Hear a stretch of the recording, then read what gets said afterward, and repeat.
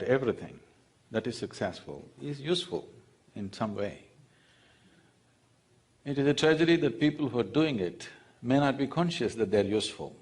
They may be just thinking of profit, profit, profit as the bottom line, but they don't understand or enjoy that they're creating something worthwhile for the world, which they're anyway doing. Actually, I must say this, the first time when I was at the Economic Forum in Davos, people were almost resentful. Why is a mystic attending a business meeting?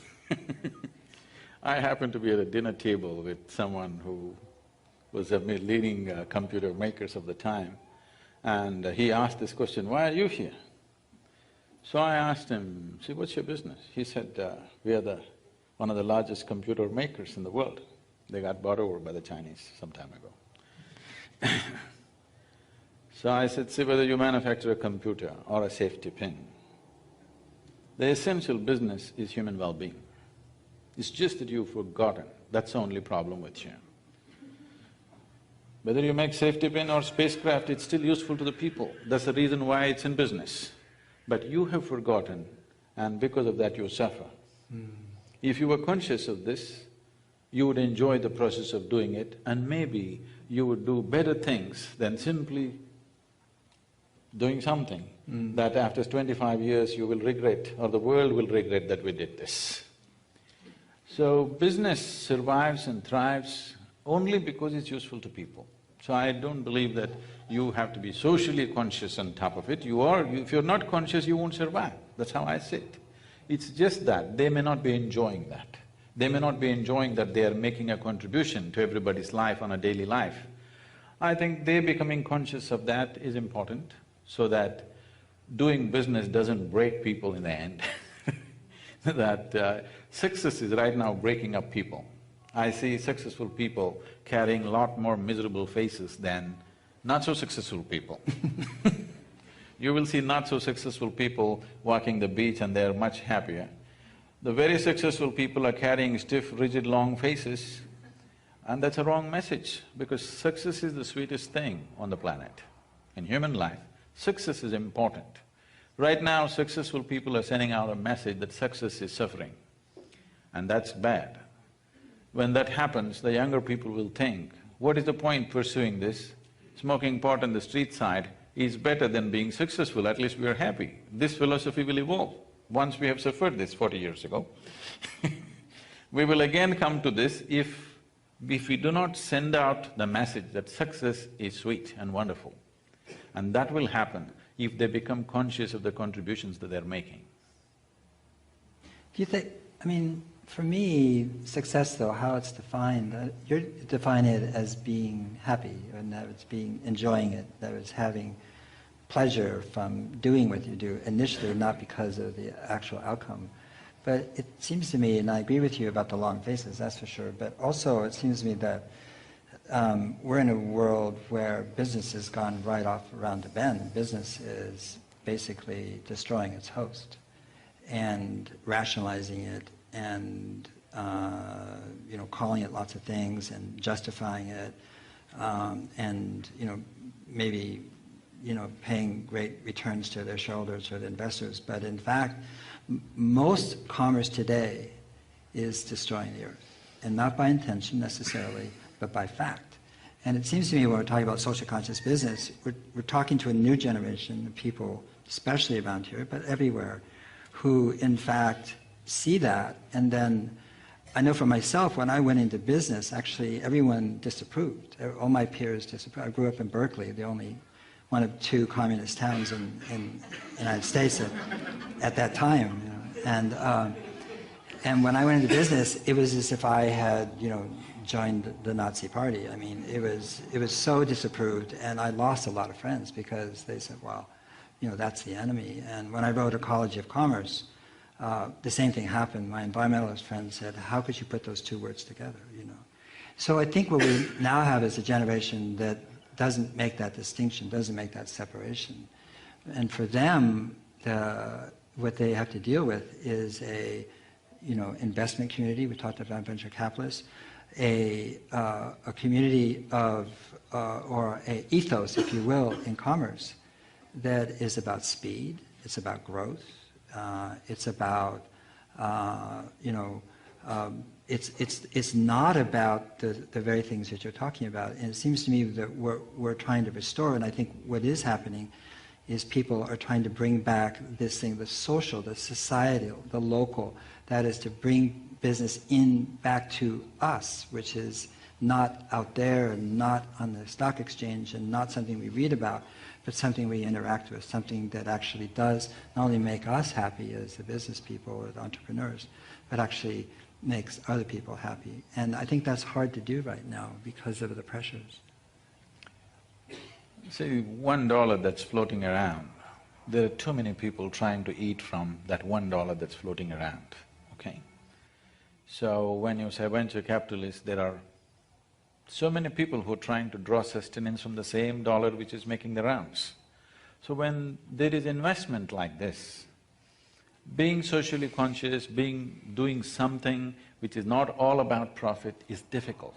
People may talk about it, but when it actually comes to action, it'll become very difficult because the pressures of generating something for that many people who are eating out of that dollar becomes a certain process. Absolutely. And about you losing your friends.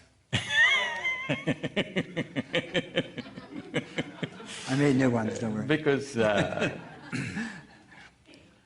when you talk about an idea, which is a fantastic idea, but they may lose their money, you will lose friends. It may be a great idea, long term, but today they're going to lose their dollar, you will lose friends. And for this to happen successfully, all these long-term ideas, it needs a certain level of administrative or governmental support. It cannot be done by active money which has to earn today to pay somebody tomorrow. That money cannot do this work.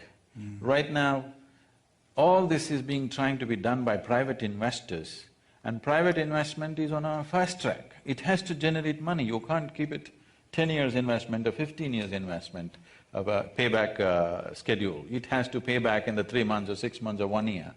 This is not just the investor's hurry because the money comes from elsewhere. Who is in a hurry? And there are too many people on the way who are in a rush. So, if these long-term ideas, which are truly wonderful for the world, have to happen, the government needs to invest in that, otherwise it's never going to happen. It's only going to be a talk because private money cannot do that long-term. Private money will not go, it can't span itself that distance.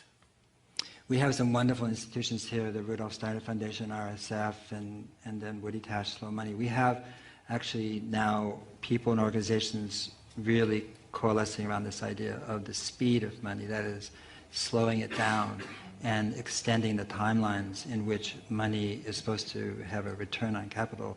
EcoTrust in Portland is doing forest trusts, essentially, that pay a modest, return, but they actually restore forest land. And now they're wanting to do that with farmland, that is to say, buy farmland that's been really mistreated and then buy it, restore it to organic, restore its biological qualities, and then I don't know how that's going to work with farmers, but nevertheless, this is a movement that's very strongly emerging, and I think people really understand that money needs to slow down.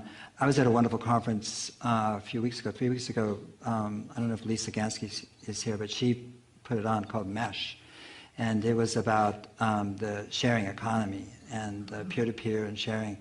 It was a fantastic conference, and one of the data points that really struck me was the one between Airbnb and Intercontinental Hotels.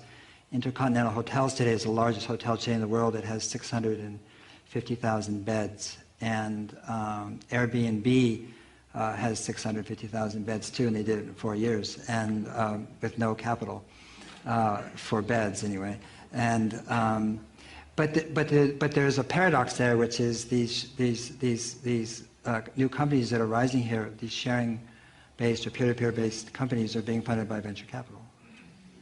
So there's still that tacit understanding that somehow there's going to be this 40% return year on year on the capital paid in.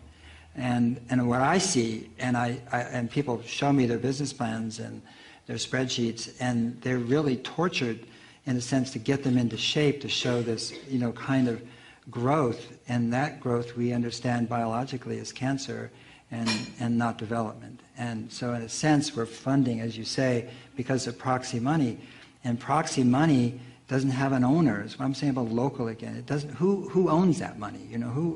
That money for the VC might have come from a university. Well, where did that money come from? That came from alumni donors. And so the incentives that VCs have is really perverse, because it is about, turning that money over quickly in order for them to be personally compensated and benefit.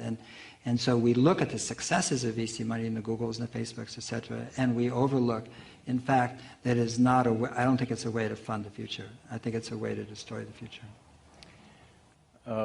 If the speed of the money has to slow down, in many ways, our lifestyles have to change. The pressure of lifestyle is transmitting or transforming itself into demand and the speed of money. Just slowing down the speed of money, and if our lifestyles are at a certain pace, and naturally the pressures build up. So this is something that we have to bring into the society and the consciousness of the people, that there is a better way to live without necessarily escalating our lifestyle. If this has to happen right now, we are in pursuit of happiness. It is also written into the Constitution that you have a right to pursue your happiness. It needs to be understood that all human experience is generated from within, whether it's misery or happiness or joy or whatever else. Everything is generated from within. We are not at all investing in that dimension. If you sit here and you are happy by your own nature, suddenly you will notice that your activity is no more compulsive. There is no such thing as you have to do this or you have to do that. You will do whatever is appropriate to the situations in which we exist. Right now people are in pursuit of happiness, and there is a certain compulsive activity. To fuel that compulsive activity, the money has to flow at a certain speed, and that speed is unrealistic. And something needs to be done about that, because we are always trying to transform situations in which we exist, not understanding situations are just a consequence of the kind of people that we are. We are never trying to transform the individual people, we are always trying to transform the situation. No, don't bother about the situation. Situation is just a product of the type of people that we are. If you transform the individual person, then the situation will naturally transform. But with the situation, you can just make a slogan and, network on the Facebook and forget about it. Individual transformation means it has to begin with you, and you have to work with people.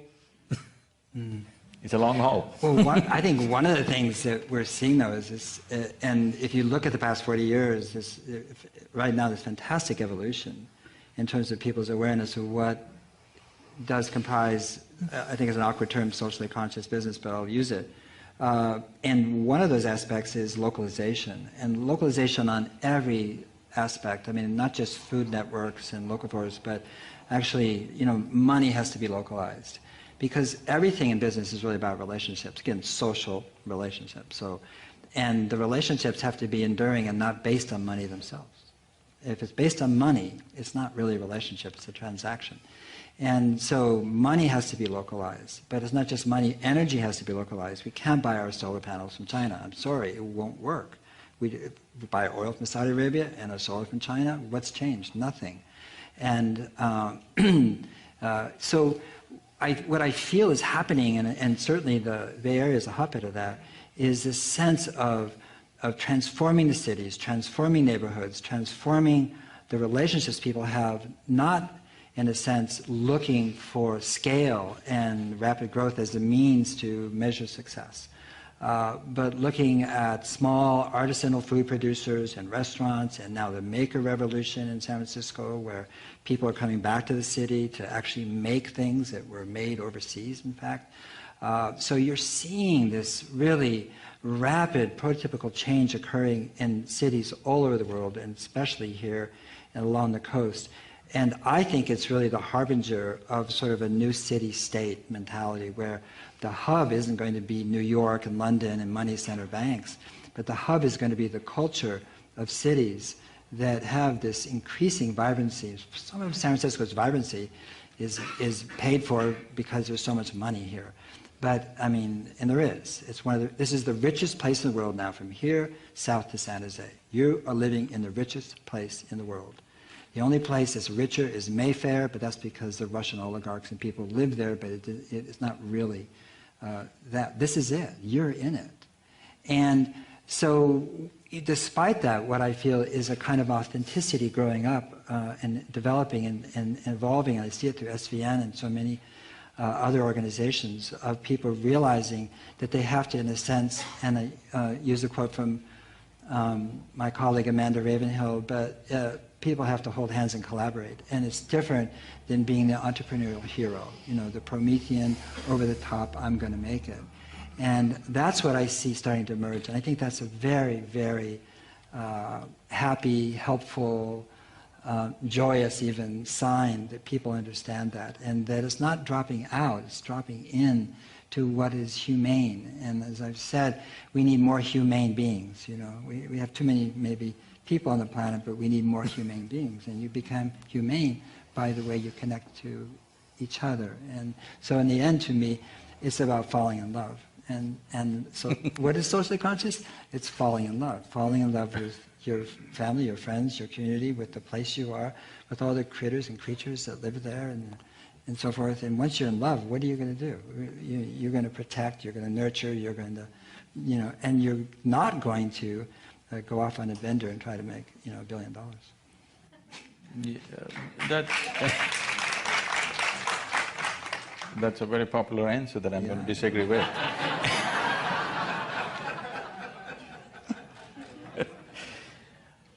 Definitely you must fall in love, no question about it, because this is not for economic reasons, it's for the sweetness of your own life. You must fall in love. But with the Facebook and other things, why can't you fall in love with somebody in China or in Timbuktu? Why it has to be local? I feel localization of money would create a small oasis here and there, it'll never bring well-being to the larger world. If human beings have to get localized, right now I drove from San Jose and I started 2 hours early just to make sure that I'm here on time. And what I see is thousands of cars are moving this way and thousands of cars are moving that way. So people who are here are working there, people who are there are working here. And all we are thinking of is, I was driving in a Tesla, okay? All we are thinking of is producing a car which consumes less energy. We are never thinking of, why is it people who are here are working there, people who are there are working here? Why are they going in opposite directions every day? And either they can move to the right place and create those kind of cities where people can walk to their work or cycle to their work, or people can work them from their home. There's enough technology today that it is not necessary for everybody to go to work. Different kinds of modules can be created where you want to go somewhere, please go, drive. But you want to go to your work, which is an everyday thing. It is not necessary to be traveling 2 hours to work and 2 hours back. And you will see people are driving in opposite directions. They're not going… If the whole traffic in the morning is going one way and in the evening another way, understandable. That's bad, but understandable. Now half the population is going this way, other half of the population is going that way, it doesn't make any sense to me. Localization localization should be of the people. Money you must internationalize. If you ask me, at some point we must aim at a common currency for the whole world. Right now, because of the economic disparities, it may not be possible. At some point, there must be an international currency which just sells everywhere. And localizing currency, localizing money transactions, a very romantic idea. It's very nice. You know, like there was an organization called Be the Change, and they invited me to speak in this place in London, and some 3,000 people from across the planet. And they were talking about how they want to take the world back to barter system, that all this currency, this financial markets, it's all fake. It is fake, no question about that, but it is serving a purpose right now. The problem right now is, before money becomes a productive process, in the pre-productive process itself, people are milking it hard, you know? right there. Yeah, I think what I'm talking about localization is the banking system itself. And right now, I got an offer from Bank of America to change my mortgage, and because it's at 4.5%, and you can get mortgages for 3.375. And I thought, well, I'll just call them up first. I have a friend who's a mortgage broker, but I called the bank, and I got on this voicemail hell forever, and this and this and this, and I was talking to somebody in India. So when I'm talking about, and hello, yes, can I help you? And then what's your name? And then what's your social again? And over and over and over again. And then what rate would you like? And I said, I asked you, I'm calling to see what you're offering, not what rate I would like. I'm not bargaining. To me, this is the idiocy of the system we have today. I'm sorry. And that is, when you have a local bank, it doesn't mean it's local currency. It means that the currency, it's our currency. We're lending to each other. There's trust. And the basis of a healthy economic system is trust. And there is no trust in the system. And the trust is gone. And we are being algorithmed and objectified by our banks, by our search engines, by our social media, and we're being studied and computed and recomputed and marketed to. We've all become objects to these huge institutions. And as Jaron Lanier talks about, the people with the biggest server farms and computers are winning, and they're concentrating capital. So when I'm talking about localizing, I'm not talking about barter systems, I'm not talking about, let systems are fine, local exchange systems are fine too, but I'm talking about is relationships. Relationships, it means something. So when you call somebody, they say, oh, hi, how are you doing? And what do you need? Oh, let me get back to you, or whatever. I'm talking about a world that makes sense to us. And I'm just saying, is it's scaling. The financial system is making us, sort of into, again, it's objectifying us, and it's making us into aliens, all of us, to a system that doesn't serve us. It's serving them, not us. And I think Lanier is very, very, very clear about this. When the 1% has more money than the middle class, democracy is dead. Because it's the middle class that is the fundamental core of democracy. And when the 1% has all the resources, or most of the resources, you can kiss goodbye to politics, to policy, to decency, to regulations, and governments making investments in those things that count, because the investments are going to go to concentrated capital. See, when we coined the word capitalism, that word came in because the access to capital was limited to a very small number of people. What you're saying is very true, that 1% has more money than what rest of the whole population has, that's a fact. But what we also need to acknowledge is, wealth is more distributed today than ever before in the history of humanity. That's a fact too. So we're in a process, and about Beijing or Bangalore being local is happening, it's not yet happened. Right now, talking to somebody in Bangalore, you're feeling like, oh, somebody who doesn't know me is talking. But that will change too.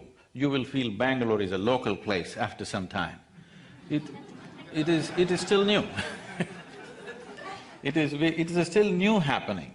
There are people who are falling in love halfway across the world right now because of their Facebook or whatever, okay? But he was embarrassed to tell me what time it was. It was 4 a.m. Nothing wrong with 4 a.m. Not if you're meditating, but if you're talking about mortgages. What I'm saying is, we have been used to certain things, but those things will change. As technology grows, I think a point will come, we don't know how far it is, a point will come where national boundaries won't mean anything. Because we are able to freely… If one person was not there, if Osama bin Laden was not there on this planet, if he did not exist, by now I think a lot more transparency would have happened with technology. Right now we are using technology to wall us out, wall ourselves out. But we would have used technology to bring down all the walls if that one incident has not happened 10 years ago. That's how I see it. If the thing has not happened, we would have used technology to make the national borders porous. Right now we are using technology to make it impregnable. I think that is a one-time incident that need not repeat itself. We will get over that after some time. Right now everything is kind of framed around that one incident. I think At some point we have to get over that. Yeah, I don't think anybody here, especially this room in the city, is arguing against internationalization or the fluidity with which we can have friends all over the world, and I do, and because of social media, and it's fantastic, no question about it. But I still think that when we're talking about economics, we're talking about socially conscious business, and we have to think of it, I think, in biological metaphors. And when you have a healthy watershed, it absorbs water very quickly, and then releases it slowly. And it releases it slowly into streams and rivulets and finally rivers. And water is life, and there's no water, there's no life, virtually. So when you're talking about an economic watershed, it also absorbs money quickly and releases it slowly into its, canyons and into its riparian corridors of people and neighborhoods. And right now, what you have is the opposite situation being created. If you shop at a big box retailer, that money is in London that night. It's gone. It's not in this community at all. And only a very small amount of that money comes back. And so what I think we're seeing with what's being created and is really quite astonishing given the inertia and the momentum of the existing system that is almost overwhelming, is people trying to reconstruct what it means to have as I said, a humane and healthy society. And that involves transactions that are meaningful every step of the way. And it does not mean that money, when you spend it, is in London in somebody else's hands. I agree that it'd be really wonderful to have a common currency, no question about that, because it's politicized and used, and there's currency wars, and people pay the price for that, and that is unfair to them. But that commonality of currency doesn't mean there can't also be, on the other side, a real rich economy at home. And that depends on people and on relationships, on institutions that are rooted in their communities and not rooted in money center banks in New York that don't give a fig about our lives or who we are or what happens to us. So when we started creating this World Trade Organization and things like that, the idea was to make the whole world into one single marketplace, not have different levels of markets. We have invested too much in that direction. But to get there, the journey is long. To get there, there are a few unpleasant steps that we have to take. When unpleasant steps need to be taken, when I say unpleasant, uncomfortable steps for ourselves, when we have to take it, if we turn around because it's uncomfortable, then the price will be even bigger. And the question of local markets existing by themselves, they'll invariably happen for certain products, but the larger financial market, if it is not leveled out, the disparities will continue, distrust will continue. Right now, the way the nations are operating is never with each other, always against each other, one against the other. When big forces continue to operate one against the other, the expense of it is too much. The expense of two or five different groups working against each other in the world is so high, the economic benefit will not reach the people, it is all spent in confronting each other at many different levels. This is a very complex confrontation. And the deputy vice chairperson of the Bank of China, I was having a conversation with him. When we went into the mechanics of it, it all comes down to enormous distrust from one nation to another. If that one thing is brought down, if more sensible leadership which reaches out, leadership which will not think there's a big difference between this and that, somewhere we have to meet and operate. The only reason is because there is economic disparity. If you try to level it, people who are up there have to come down, that is not possible. You have to bring up the other people to some reasonable level before we talk about leveling it. I think we are on the process. It is just that what type of people are handling these situations is the only question for me. I agree. If we transform the people, the system can work even now. Well, one of the wonderful things I heard on the MESH conference is a new company called Ripple, and Ripple is, I think it's going to bypass the money center bank. I think the people I trust are the ones who are going to bypass the government and the money center banks and the seats of power.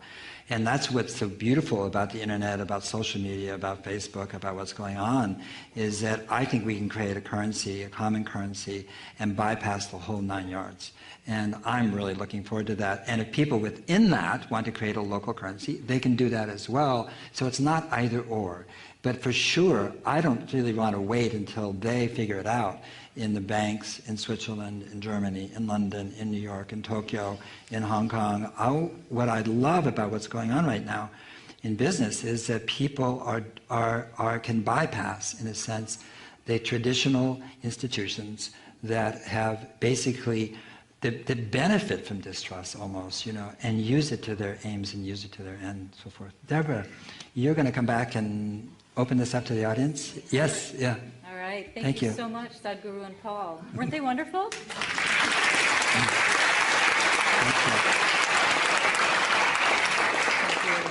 you. As a reminder to our radio audience, this program is presented by the Commonwealth Club's Inforum, Connect Your Intellect. For more information about Inforum and its upcoming events, please visit facebook.com/InforumSF or follow us on Twitter at InforumSF. Tonight we're hosting Sadhguru and Paul Hawken as they talk about socially conscious business. Sadhguru is a yogi and mystic and founder of Isha Foundation. For more information, please visit sadhguru.org. Paul Hawken is an environmentalist, entrepreneur, and author. You can find out more about Paul at paulhawken.com. And I'm Deb Nelson, Executive Director of Social Venture Network. We're at svn.org. So we're going to start our question and answer period in a couple of minutes, and I'll invite you all to line up behind the mic. Don't hurt each other as you're lining up. I'm going to ask you to please ask single questions, no multiple part questions, no pitches, no stories. If you give us a multiple part question or make a pitch, I'm going to have to throw this gavel at you. Those are the words, so don't make me do it. So here's a transition question as you all are lining up at the mic. Most people don't find their jobs fulfilling or meaningful. So what would you say to the person who can't quite align their values with their work and they're not running the company or organization that they're working for, and turning a company into a values-driven organization doesn't happen overnight? What advice would you have for that person? Well, the thing you'll notice is that the companies that really do make a difference, it's because the CEO really got it, and she or he really understands, and that's when you see change. It doesn't mean that the work that people have done when they're not aligned with the CEO, or the CEO is too busy or doesn't have the literacy required, can't make a difference. They do. My suggestion to them is really to approach it like they're learning. It's a very rich learning experience. In fact, there couldn't be a richer one than going into a dysfunctional company. I mean, and I'm serious. You learn so much, and really it's very valuable because you won't stay there that long, and you'll be able to apply extraordinary amounts of insight that you wouldn't get from working at Patagonia, which is really a functional company in my opinion. And so, but I remember once dealing with a big multinational chemical company that does GMOs, and I won't name who they are, and we did, our colleague and I set up a thing where we got all the scientists together to create this spaceship, and there was a competition between all the chemical engineers, and they had to create a spaceship that would leave and come back in 100 years. And it could be as big as they wanted, and it could receive light, but you couldn't throw anything away. And then they loved it, they're engineers, and they're competing, and then at the end they all voted on which spaceship they'd go on. And even though they were competing, they all voted for basically the one spaceship. And that spaceship didn't take videos and DVDs, it took artists and musicians and storytellers. It didn't take any products from that company, not one single product, pesticides, chemicals was taken because he said that would poison the environment.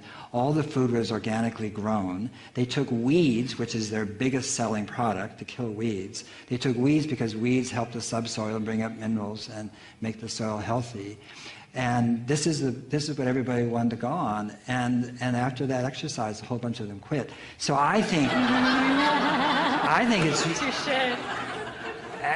So I think if you're not happy, it's a fantastic thing. It means there's some deep impulse in you that's leading you to something that's going to be really helpful to the world. Sadhguru? So when it comes to individual fulfillment, as I said earlier, instead of being in pursuit of happiness, if your life has become an expression of your joy, you will always find a way to do something meaningful, wherever you may be, whatever your position may be. You may not be able to change the ways of a large corporation by yourself, but the little ecosystem around you, you can definitely change. But first thing, this must happen. You must understand this. The moment you're in pursuit of happiness, unknowingly you're working against so many things. So many things. Our pursuit of happiness has brought incalculable kind of misery to every other creature on this planet, but we are pursuing it sturdily and not getting there. We have pursued it very strong, using all the technology that we can put together in the last 100 years, but we are not any happier than people who lived here 100 years ago. So when we are not successful for 100 years, I believe it's time to stop and look back and see, why the hell are we going around without being successful about our goals? Because what needs to be done internally, we are trying to fix it externally. It's not going to work like that. Nobody is going to be fulfilled or happy because of things that are happening around them. That is only short term. You bring yourself to a certain level of joyfulness and fulfillment within you, then your activity is no more compulsive. Once it's not compulsive, you will do what's needed according to your intelligence and capability. Somebody else cannot fix this for you, because each person will act according to his own capacity to do things. Thank you. And now we're ready to open it up to questions from the audience, and remember, single-part questions. First question. It is so single-part, you'll be amazed. Sadhguru, question for you. You said we can't transform systems, we can't transform structures, we can transform people because systems and structures are a natural occurrence, they're the reflection of who we are.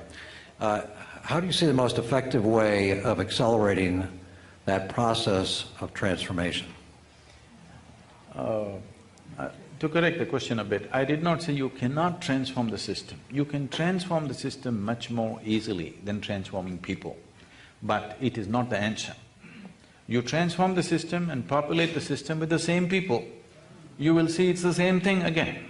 You'll just… for a few days you think things have changed, after some time it's again the same thing because it's the same people. Transforming the people is a much longer haul. It is not one day slogan shouting, it's not one day's policy thing, it is something that we have to work with our children, on the street, in the office, everywhere we need to work.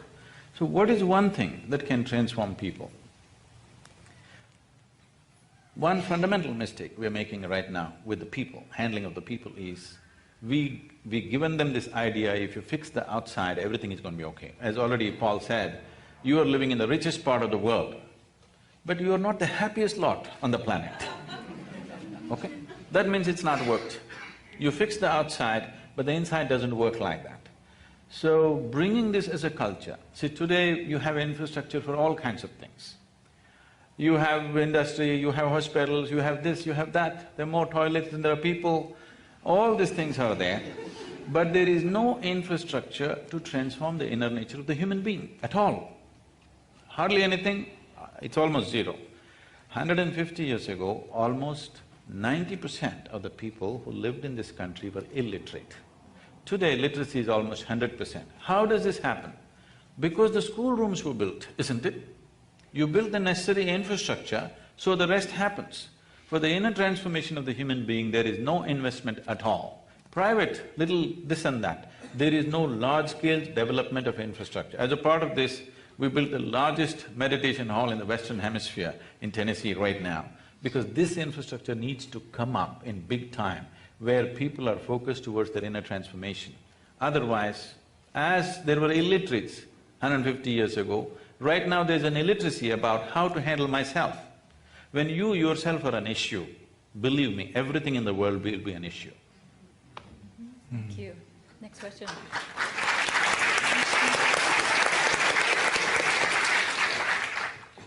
Thank you both. So much to think about. Paul, at the beginning you talked about socially responsible businesses not being something new, but going back hundreds of years. And when I think about companies like Quaker Oats and A&P and the others that you mentioned, I'm back to Tom Robbins' question of how do you make love stay? What enables companies to stay in that founding spirit over long periods of time when the ones you mentioned none of us would think of as particularly socially responsible? How is it kept and how is it lost? That's a really good question. I'm not sure they can because Ari DeGoose at Shell did a study on businesses, corporations that were over 400 or 500 years old. And the question is why? How did they get so old? And what he discovered was that if you had a being goal instead of a doing goal, then you could adapt and change because it was about who you were, what the company was in the world as opposed to a rigid sense of what it does. But very few companies have survived that values orientation in terms of over decades or even centuries. And like I gave Heinz and Quaker Oats as examples because we don't really think of them. Maybe Heinz a little bit more because we know Andre Heinz and he's such a cool guy. But not really. The company itself and Quaker Oats is gone. And so I think that. I think we have to understand that businesses are just like anything else. They grow and live and die. And it's okay. That they have a life, that is over. I do want to say that, what I love is how social conscious businesses are morphing and changing and what they think about. Outside, you'll see some drinks called Rebel, which means roots, extracts, berries, bark, and leaves. And it was started by David Batstone.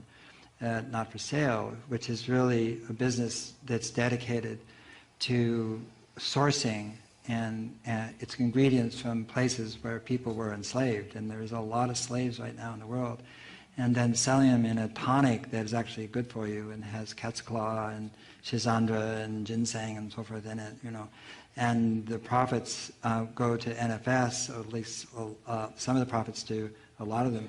And I want to say, this is just shameless plug, that the person who created it and the CEO is my son. So, but it's shameless in the sense that, he did so much better than I did when I started my first business. That's what I'm saying. And so there is this, I feel like there's the literacy about how to go about doing socially responsible businesses is just exploding. But how you make them last over time, I don't know if there is a way to do that, except when you do see a business that has a really strong culture like an IBM, it means there was one charismatic, in the best sense of the word, CEO who doesn't necessarily be the founder, but usually the founder, who set a kind of created a state of in that company that just persists way past his or her death and into the future. Thank you. Good evening. Sadhguru, welcome to San Francisco. Thank you for sharing so much wisdom with us this evening. My question really goes to the question of motive. A lot of discussion between the two of you about consciousness and so on. And I'd like to set up a purposely difficult choice between a company, say, started by people with bad motives, mean people, self-aggrandizing, selfish, just not nice people, that achieve a wonderful outcome, some product that say they solve cancer, and another business started by people with wonderful intentions, environmentally responsible, holistic, a little commune, it's wonderful, and they achieve no success at all. Which is a better outcome for the world?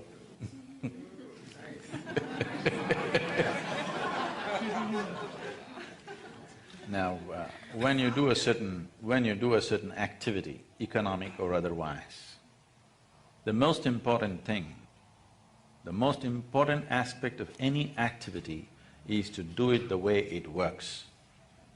If you do something that doesn't work, that's nonsensical activity. Romantic maybe, but nonsensical, because you're wasting the resource on the planet and your own life in the process. So, romanticism is fine, but when it comes to action, it has to work, otherwise what's the point? It's better not to work. If you want to do things which are wonderful, but does not really produce results for somebody else, come to me, I'll tell you, just close your eyes and sit joyfully. I'll see that you're fed, you just simply happily sit in one place That's great, you're doing a wonderful job, at least you're not a problem, you know. So, intentions are fine, but any activity, if you do it, it must produce results, otherwise there's no meaning to that activity. Thank you. I had another question, but that comment has me. And what if doing focused on results ends up being exploitative, ends up being oppressive, ends up being not in the, I mean, I'll think about the women who were working in Bangalore, all right? Bangladesh. So this notion that is the assumption of gaining results efficiently, but the process, so that, I'm not asking a question. So what's our response to when the framing of results ends up in damaging and oppressing people? I would say the values that you have evolved with a certain level of economic well-being, please do not impose that on the rest of the world. Do you understand? Somewhere a child is working, somewhere a woman is sitting up in the night. Do not judge this. Either the choice is she sits up in the nights and works and sleeps in the morning and has her lunch and dinner, or she goes hungry. That's the choice she has. I prefer that she works in the night. I prefer a child, a 8-year-old child works rather than being on the street and malnourished and dying at 15, 20 years of age. I prefer he works. Unless you can really make the world in such a way that every child can go to school, everything can happen to everybody, till they reach such an economic status as a society, imposing your levels of values upon them is completely unfair and it's a misunderstood concept. I prefer the child eats and works, all right, it's exploitative, I know that, I'm completely against it within myself, but right now I'm okay with this, because at least he gets to eat. Next question. My question is for Sadhguru. Why is everybody shooting at me? Somebody get it. An easy one.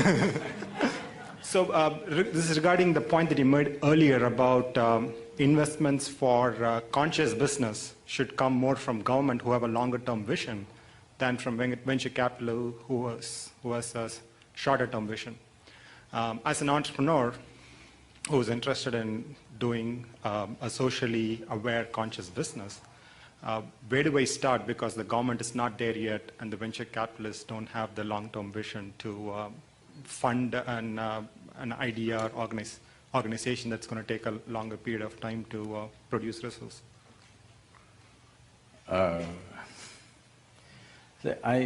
Paul used some other term, I forget, but I would use the term, it's pressure money. The money is under pressure. This money you cannot invest on aspects which need a long gestation. Right now, almost every socially conscious or environmentally conscious business is dependent upon technological breakthroughs. Technological breakthroughs are always on indefinite gestation, okay? There is no such thing as, tomorrow morning we'll have a new technology ready, there's no such thing. It may happen tomorrow morning, it may happen 10 years later, nobody is certain about that. That will not come that way. Just because a few things have happened that way, it doesn't mean everything will happen that way. Technology doesn't come at will. It takes so much to happen around, you know. Nobody knows when it'll come. So this pressure money, which is on pressure, that it has to produce something on a daily basis, that money cannot serve that purpose. That's what I meant when I said the government has to chip in for these kind of things. Now that you are an entrepreneur, you want to do something ecologically sensitive and this, there are many opportunities to do, unless you're thinking of a breakthrough kind of stuff. If you're thinking of a breakthrough kind of thing, either you can join up Paul's company at a lower salary, or you can join up Isha Foundation, free, it's on a voluntary basis. You can choose. Thanks, I appreciate that. You'll be getting a lot of applications. Paul, did you want to add to that? It's difficult. I mean, it's exactly, I think, why we have this whole meeting tonight, I mean, this conversation, is that it's difficult to do the right thing in the world right now. Not difficult to feel that you want to do the right thing, but to actually implement it right now. And especially when it falls in the cracks between, something that's small and you don't really need much capital and something that needs a lot of capital paid in. The sources of those capital tend to be money under pressure. It's not the people are bad, the VCs and nothing like that. It's just that they're under pressure and from somebody else is under pressure, and the pressure goes to the company, and then you start to make decisions in a way that you perhaps wouldn't. And so I don't think there's any answer for that, and we don't have a good record in this country of governments actually making those decisions, investments. We actually have a pretty good record, though, in this country, and as other countries do, in the government investing in research and development. And I think that's where the government should go. And more money to education, more money to universities, more money to institutes that are doing legitimate research, and then they can figure out how to commercialize it and who to license it to. That makes a lot of sense to me.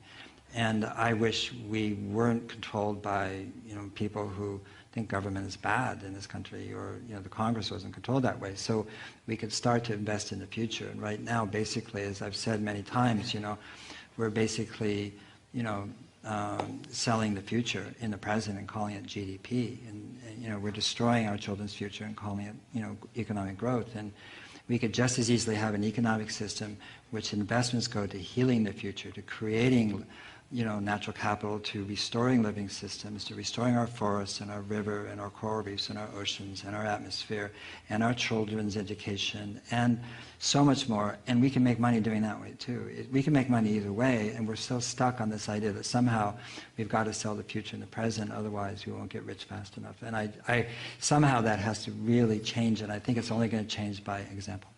The small enterprise can run on pressure money, but the larger corporations and the government cannot run on pressure money. But right now, the government is running on pressure money, which is very unhealthy.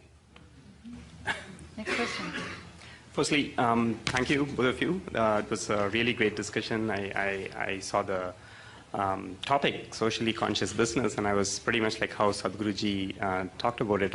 Every business is supposed to be socially conscious. So that's what I thought when I looked at the title. It was really useful, I should say, from my perspective, to see what's next in the socially conscious idea. So the question I have is pretty much for both of you. When I saw Paul talk about the objectification of a consumer, like when I, as a consumer, interact with a company, and then when I feel objectified, that's something that I don't want, right? So when we see a business should be socially conscious, there are some things that we have to put in as a vision for the company that comes from a consumer's perspective, right? Like what other things do you think would the consumer want that would make a business socially conscious? I've always felt that I've only done businesses where I want to be the consumer, so I don't think about him or her as somebody other. And I've been happy to create businesses where in fact, really, I just thought there'd be a few customers, and in fact, there were just a few. My great-great-grandfather started his first company just right here in New Montgomery on Market Street, and in 1849, and he specialized in books in German and French on Catholicism, and in 1849, and he went out of business. And started a long history in my family, and went down and became a farmer in Silicon Valley, and I wish he'd kept the land. And so I think that to me is you want to be the customer, and then you're never far away, you're never studying the customer. It doesn't mean you don't listen and get feedback and work with your customers, but I feel like the way to grow is to start small, and in that smallness you can make so many mistakes, and that's the problem with rapid money, is that mistakes become too big. And when you're small, you actually want to make mistakes, because then you're in a rapid iteration, rapid learning mode. And what we need in this time of enormous transition and change is failure. We need rapid failure. We need lots of failure. And we're in a society that basically marginalizes failure and lionizes success.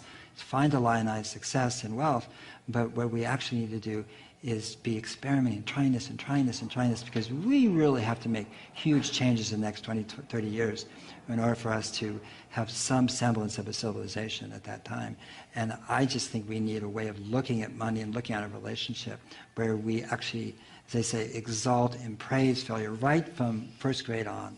And we need to create a culture where trying things and experimenting and learning is exalted. And I hope that's the change that we can bring forth. And I don't know how we can do that between government and big money. I think we do it with each other. I think foundations, which are so important, in terms of contributing to NGOs and civil society and so forth, they too have to get rid of this fear that runs their boards, like, oh, we made a bad grant. I hope so. Make another one, and another one, and another one. Oh, we found something that really works. Now put some money into that. So that's how evolution works. And we now are devolving. We're not evolving in many respects because all the big money wants to follow, basically, big money. And that's fine, but we really need to follow the outside, the margins, those people who are basically creating things that will forevermore be on the margins, in the sense that they're not going to aggregate into something that's huge and big. And so, we know how to do that. That's the thing. And I think that the beautiful thing about what's happening right now is that the way I read things, and I try not to read the headlines too much, is that humanity knows what to do. We do know what to do. It's not like, oh, what to do, We know what to do. And we're not listening to ourselves so well. Amen. Thank you, Paul. Thank you. It's time for our final question, and it's an informed tradition to ask all of our speakers the same last question, and that is, what are your 60-second ideas to change the world? We should. No, after you. Okay. The world has never been the problem. It's the people who are the problem. So, individual people, to transform individual people, something needs to be done. But 7.2 billion people is too much. So first thing is, there must be something to transform the leadership on the planet, particularly the leading nations. Why I'm saying the leading nations is, for example, right now United States has become a leader in so many ways. When I say leader, don't think of just economic and military powers. If you wear only blue-colored clothing, everybody in the world is wearing only blue pants all over the world. If you wear a toned pant, everybody is wearing toned pant. If you have a drink with carbon dioxide in it, everybody is drinking carbon dioxide. Okay? So there is a leadership. So transforming this nation, I feel, is very key, and particularly the leadership. When I say transformation, it's not about fixing somebody. It is about, you must recognize this, whenever any one of you is very joyful, you are a wonderful human being. Whenever you are unhappy, miserable, frustrated, you could be a nasty human being. So bringing the leadership to a certain level of inner clarity and pleasantness within themselves is very, very important, because only when a human being is pleasant, he is not pressured to do things compulsively. Because once you're a leader, every thought, every emotion, every action that you perform is going to impact millions of people. So, if your work is important, who you are needs to be worked at. If this one work we do, that the leadership on the planet at least becomes meditative, a little bit turning inward, if this happens, tremendous transformation will happen. When somebody asked me this question in the economic forum, one thing if you can do, Sadhguru, we can do for you, what is it? I said, get me 25 people for 5 days, I will transform the world within 3 to 5 years. Who are these 25? I named the 25 heads of state. Give them to me for 5 days, you will see the world is definitely transformed within 3 to 5 years, because they can change the world. You can start bottom up, but that's a long process. Do what you don't do. I think you must look at yourself very carefully, because the children are picking up everything rapidly, and they'll exaggerate everything that you're doing. So, one foremost thing is, at least make yourself in such a way that you would like to be. Somebody may not approve, it doesn't matter. At least you made yourself in such a way that you like the way you are. Gurus, no, women will not make good gurus, nor will men make good gurus. Unless you know how to be beyond the two, you can't be this. If you're a man or a woman, if you're stuck with your gender, then there's no chance of being a guru because you're looking at the mechanics of life in a completely different way. You're just looking at life as life. All the problems on the planet is simply because everybody has their own mission. And these missions are creating variety of conflict. If all of us sit here without any mission, mission means an assumed position of importance and agenda, individual agenda. If all of us can sit here, what is a human being longing for? Every human being. All of you, wherever you are right now, you would like to be little more than what you're right now, isn't it so? Hello? Yes. If that little more happens, what? Little more? If that happens, what? So it looks like in installments you're going towards something. How much more would settle you for good? Let's look at it right now.